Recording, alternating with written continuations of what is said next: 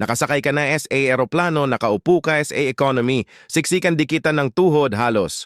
Hindi mo maigalaw ang balikat yung katabi mo. Nakasandal na sa armrest mo sinubukan. Mong matulog pero imposible masakit, ang likod masikip. Ang upuan at ramdam mo bawat segundo ng biyahe tapos bigla kang mapapatingin sa unahan ilang rows lang ang layo. May mga pasaherong naka-flatbed, nakahiga ng diretso parang nasa hotel, may kumot, may unan, may totoong baso ng inumin. Hindi plastic, relax lang sila. May champagne PA habang ikaw pilit.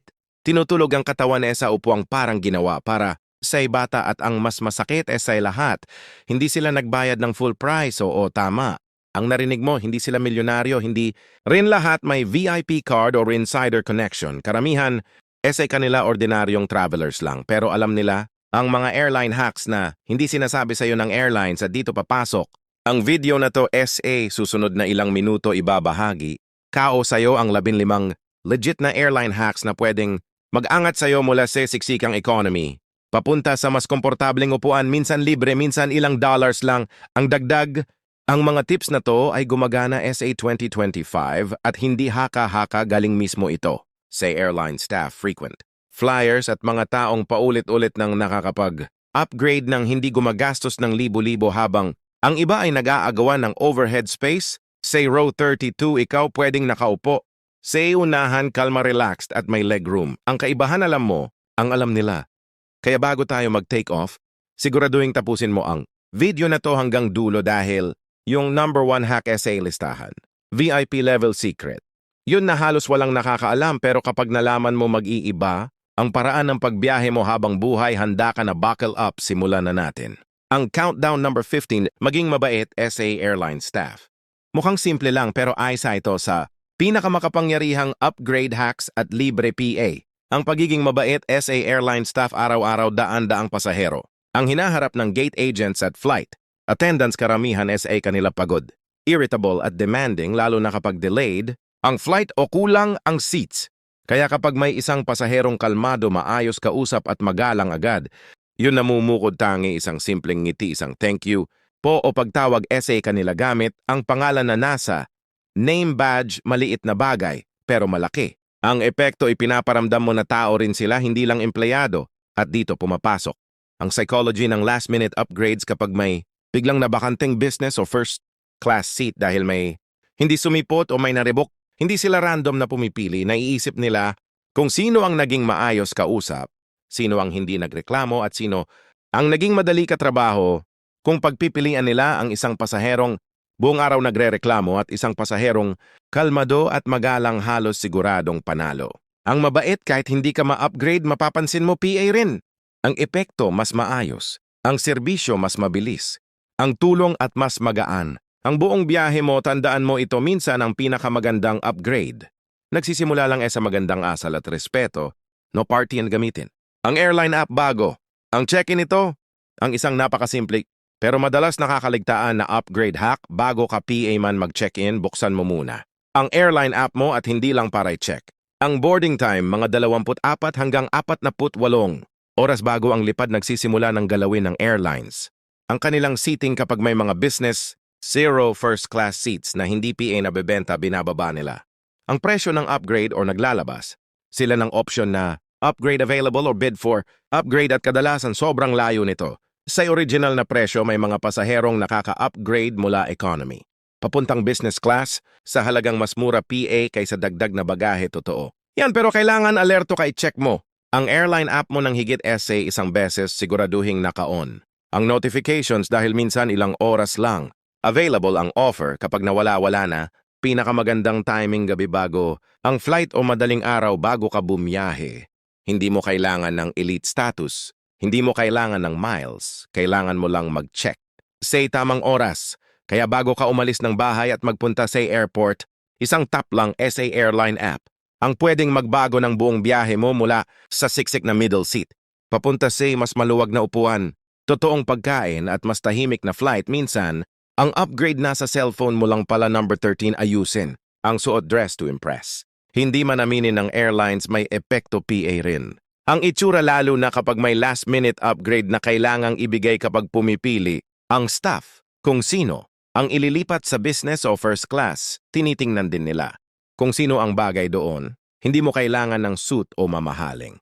Damit ang mahalaga, malinis, maayos at presentable. Isipin mo kung anong isusuot mo kapag may meeting o may magandang dinner. Isang maayos na shirt, jeans o slacks at komportableng sapatos. Simple lang pero mukhang profesional. Iwasan ang tsinelas, gusot na damit, sobrang punit na pantalon o mga t-shirt na may sobrang ingay na print. Hindi dahil masama sila, kundi dahil ayaw ng airlines na magmukhang random ang premium cabin. May mga flight attendants at gate agents na umaamin kapag dalawang pasahero ang parehong qualified para SA upgrade, mas pinipili nila ang mukhang maayos at kumpiyansa.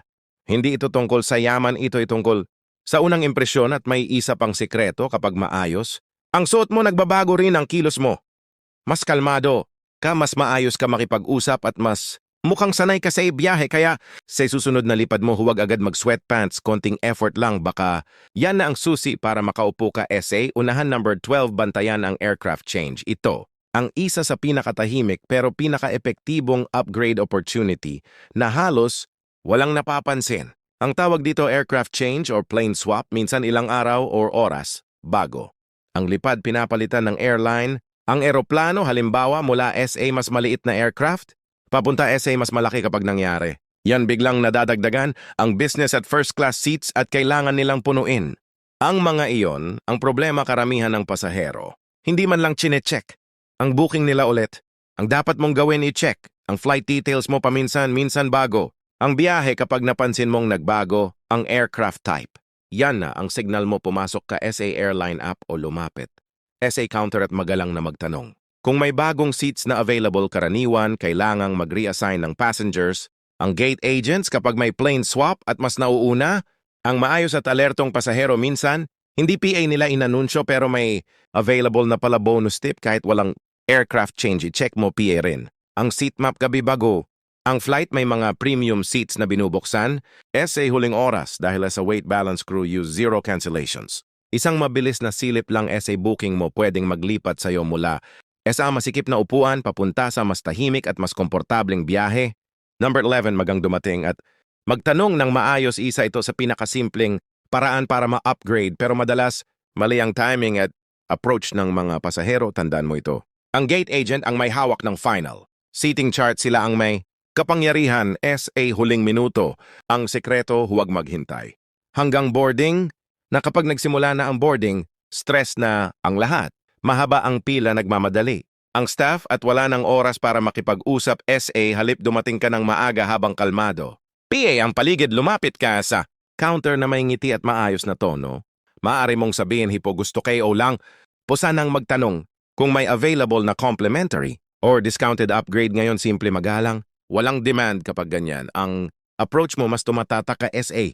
Isip ng gate agent at kung may biglang mabakanting business o first class seat bago mag-take off dahil may nag-no-show or may na-rebook. Alalahanin nila ang mukha mo kahit sabihin nilang wala piyasa ngayon. Minsan nilalagay nila ang pangalan mo SA. Isip nila at yan ang mahalaga. Ang pagiging maaga ay nagpapakita na handa ka. Ang pagiging magalang ay nagpapakita na madali kang kausap. Kapag pinagsama mo ang dalawa, mas tumataas ang tsansa mo. Kaya tandaan, hindi lakas ng loob ang kailangan, tamang oras at tamang asal. Number 10, gumamit ng seat maps para makita ang bakanteng premium seats. Isa ito SA mga pang-insider na galaw na ginagawa ng frequent flyers pero halos hindi alam ng karamihan. Bago ang flight mo, mga isang araw o 2 araw, i-check mo ang seat map ng eroplano. Magagawa mo ito SA airline app mismo or SA mga website tulad ng Seat Guru o Expert Flyer. Dito mo makikita kung aling seats ang occupied at alin ang bakante, kasama na ang business at first class. Kapag napansin mong may ilang bakanteng seats sa unahan, malaking senyales yan na hindi puno ang premium cabin. At kapag hindi puno, mas may flexibility ang airline na mag-upgrade ng pasahero. Kapag nag-check-in ka o nakausap mo ang gate agent, pwede mong banggitin ng maayos na pansin KO po na may ilang seats na open SA unahan. May chance po BA ng upgrade ngayon. Hindi ito bastos. Hindi rin ito demanding. Ipinapakita mo lang na alerto at may alam ka bonus. PA, kahit hindi ka ma-upgrade, makakatulong ang seat map para makakuha ka ng mas magandang economy. Seat tulad ng exit row, zero bulkhead na mas maluwag. Ang legroom, 5 minuto lang ang kailangan para mag-check pero pwedeng magbago ang buong biyahe mo. Habang ang iba ay basta sumasakay lang ikaw, may impormasyon na, at SA Mundo ng Airlines. Ang may alam, may lamang number 9 mag-volunteer kapag oversold. Ang flight narinig mo na BA, ang announcement na this flight is oversold, karamihan, sa pasahero na stress agad pero para say may alam, ito ay opportunity. Madalas nagbebenta ang airlines ng mas maraming tickets kaysa seats, umaasang may hindi sisipot. Pero kapag lahat ay dumating, kailangan nila ng volunteers at dito ka pwedeng pumasok SA halip na maghintay o magreklamo lumapit. Kaagad sa gate counter at sabihin ng maayos. Kung kailangan po ninyo ng volunteer willing, po akong sumakay sa next flight. Kung may mas magandang seat o compensation, ang ganitong approach ay malaking tulong SA staff pinapadali mo. Ang trabaho nila at ginagantimpalaan, yan ang pwedeng kapalit, travel vouchers meal, credits, lounge access at SA, maraming kaso, business class seat. Sa susunod na flight, mas effective ito kapag peak season 0 fully booked. Ang ruta madidelay ka ng kaunti pero kapalit nito. Ang mas komportableng biyahe at minsan libong pisong value, kaya susunod na makarinig.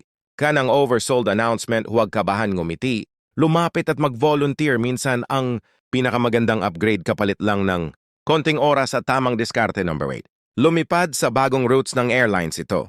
Ang isang upgrade hack na halos walang nakakapansin pero sobrang epektibo lalo na kung mahilig ka magplano ng biyahe kapag ang isang airline ay nagbubukas ng bagong route kadalasan. And yung mga unang lipad ay hindi PA puno. Bakit? Dahil hindi PA alam ng karamihan na may bagong destination o bagong flight schedule at dahil gusto ng airline na maganda. Ang unang impresyon ng route na yun ayaw nilang mukhang bakante. Ang premium cabin dito pumapasok. Ang pagkakataon mo sa mga unang linggo ng bagong route mas malaki. Ang tsansa ng free or discounted upgrades, mas konti ang pasahero, mas flexible. Ang seating at mas willing. Ang staff na mag-move ng tao sa unahan, bonus PA karaniwan ay bagong aeroplano, mas malinis na cabin at mas updated na entertainment system. Makikita mo ang mga bagong routes SA airline websites, travel news o minsan SA email promos. Kapag may nakita kang bagong destination na pasok, sa plano mo subukan mong i-book ang unang flights kahit hindi ka ma-upgrade, mas relaxed PA rin. Ang biyahe mas tahimik, mas maayos. Ang serbisyo at mas magaan ang pakiramdam. Kaya tandaan minsan, hindi mo kailangan ng espesyal na status, kailangan mo lang sumakay. Ay tamang panahon bago PA sumakay. Ang lahat number 7 sulitin. Ang credit card travel perks, maraming tao ang may credit card pero iilan lang ang talagang gumagamit ng buong benepisyo nito, lalo na pagdating sa biyahe. Kung may airline o travel credit card ka, malaking tsansa na may upgrade perks ka na pala kahit hindi mo alam. Maraming travel cards ang may kasamang priority boarding, free check baggage lounge access at minsan priority SA upgrade list. May iba rin na pumapayag na gamitin ang 0.0 miles direkta para SA seat upgrade imbes na cash. Ang resulta, nakaupo ka SA mas komportableng seat nang hindi gumagastos ng libo-libo. Bago ang biyahe mo, maglaan ka lang ng 5 minuto para i-check ang benefits page ng card mo, hanapin ang mga salitang tulad ng upgrade offer, priority services o elite status boost. Maraming perks. Ang hindi automatic, kailangan mo lang i-activate o i-request kahit mid-level cards. Madalas may free baggage o bonus. Miles na pwedeng makatulong para mas mabilis kang makaabot sa elite status at kapag mas mataas ang status mo, mas mataas din ang tsansa ng upgrade kapag may bakanteng seats. Tandaan, binabayaran mo na ang annual fee. Sulitin mo na minsan ang pinaka madaling daan. Papuntang first class, nasa wallet mo lang pala. Number 6, manatiling kalmado kapag may delay o abala kapag may delay o cancellation. Parang biglang nagiging magulo. Ang buong airport, mahahabang pila, maiingay na reklamo at mga pasaherong galit at stress. Pero eto, ang sikreto na alam ng mga frequent flyers, ang pagiging kalmado ay may gantimpala. Sa mga ganitong sitwasyon, kailangan ng airline staff na mag-rebook ng pasahero ng mabilis at sa gitna ng gulo agad namumukod. Tangi ang pasaherong maayos kausap. Kung lalapit ka sa counter na may ngiti at kalmadong tono, mas bukas silang tumulong. Pwede mong sabihin, alam, kayo pong mahirap ang sitwasyon ngayon. Kung may option po na mas late na flight na may mas maayos na seat, okay lang. Po akin ganitong paraan. Ipinapakita mong flexible ka at hindi ka dagdag problema at kadalasan ang mga ganitong pasahero ang binibigyan ng mas magandang rebooking. Minsan may lounge access meal, voucher o kahit upgrade mas Magandang cabin habang ang iba ay nagagalit at nagrereklamo, ikaw ay tahimik na. Gumagawa ng pagkakataon para SA sarili mo. Tandaan, hindi lahat ng delay ay malas, minsan pagkakataon lang ito na nagtatago SA gitna ng kaguluhan, kaya sa susunod na madilay, ang flight mo huminga ng malalim. Ang pagiging kalmado mo pwedeng maging ticket mo sa mas komportableng biyahe. Number 5, gamitin ang points 0 miles para SA seat upgrade.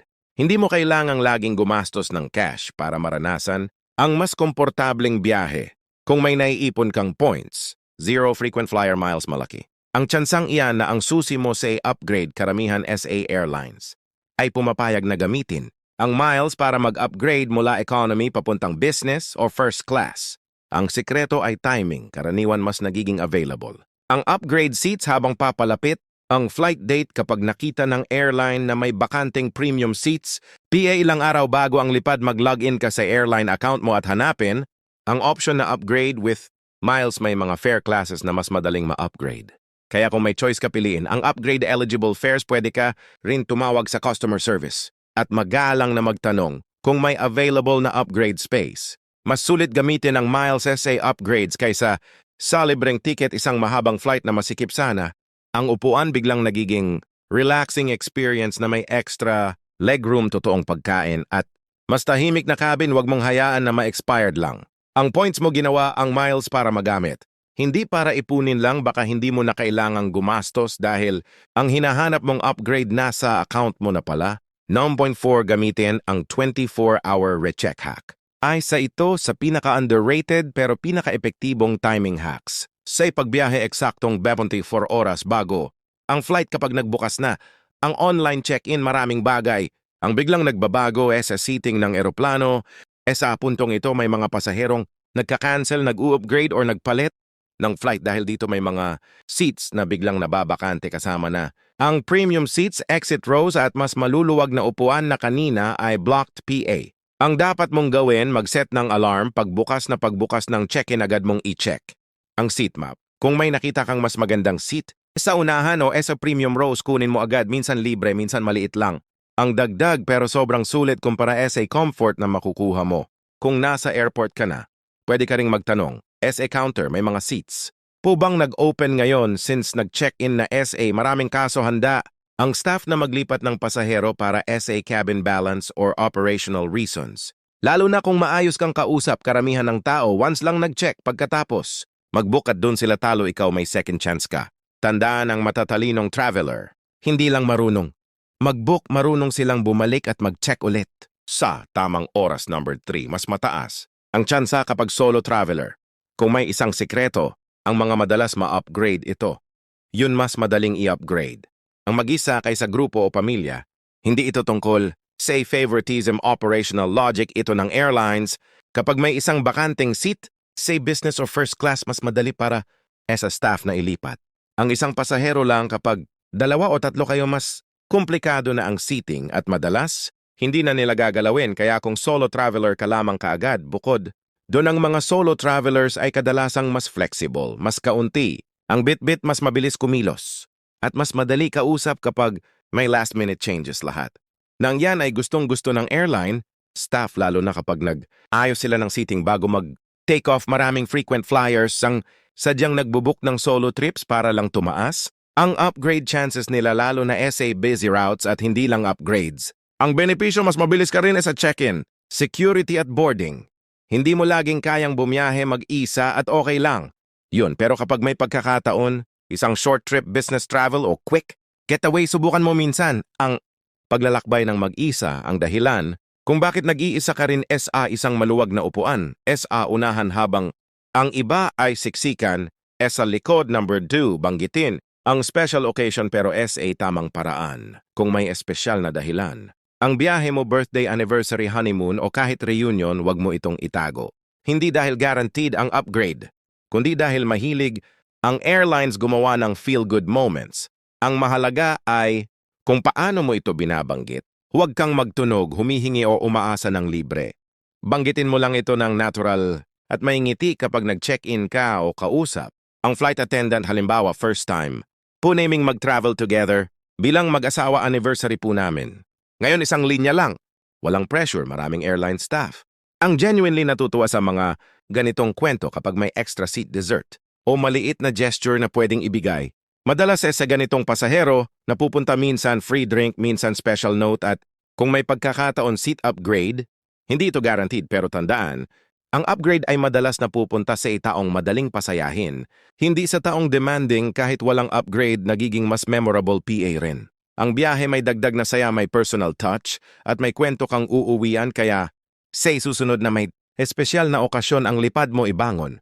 Mulang ng maayos minsan sapat na ang isang ngiti at tamang timing para may mangyaring. Hindi mo inaasahan number 1 lumipad sa off-peak days. Pinaka-sure na hack. Kung may isang pinaka-reliable at pinaka-solid na paraan para tumaas, ang tsansa mong ma-upgrade ito na yun lumipad kapag hindi lumilipad. Ang lahat simple lang. Ang logic kapag hindi puno ang eroplano.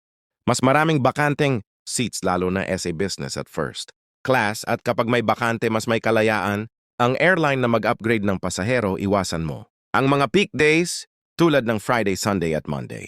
Iyan, ang mga araw na puno ng business travelers. At weekend rush SA halip targetin, ang Tuesday, Wednesday o Saturday, mas konti ang pasahero mas kalmado. Ang airport at mas tahimik, ang biyahe malaki rin. Ang tsansa kapag early morning flights o late night / red-eye flights, maraming tao ang umiwas SA ganitong oras pero para SA may alam yan ang sweet spot mas kaunti. Ang kompetisyon mas malaki. Ang chance na ilipat ka SA mas magandang upuan, bonus PA, kadalasan mas mura. Ang ticket SA off-peak days, ibig sabihin nakatipid ka na bago ka PA man sumakay. At may chance ka pang ma-upgrade. Kaya tandaan mo ito, ang upgrades ay hindi lang tungkol SA, swerte tungkol ito. Sa tamang araw at oras lumipad ka kapag tahimik. Ang mundo at malaki ang tsansa na mas komportable. Ang biyahe mo kaysa SA, inaasahan mo ngayon malinaw na sayo. Ang isang mahalagang katotohanan, hindi swerte, ang upgrades, hindi ito sugal. Hindi.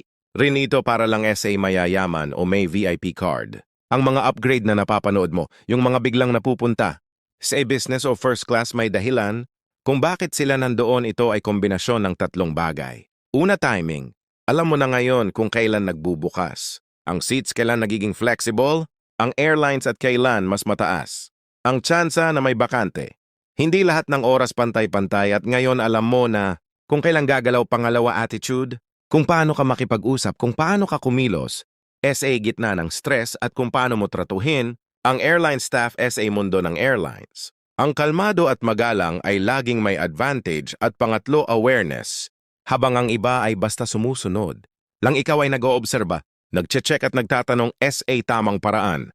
Yung alam ng airline staff. Alam mo na rin ngayon kaya tandaan mo ito SA susunod mong biyahe. Hindi ka na basta pasahero ay saka ng traveler na may diskarte at ngayon quick, recap tayo 15, hacks isang goal lang comfort.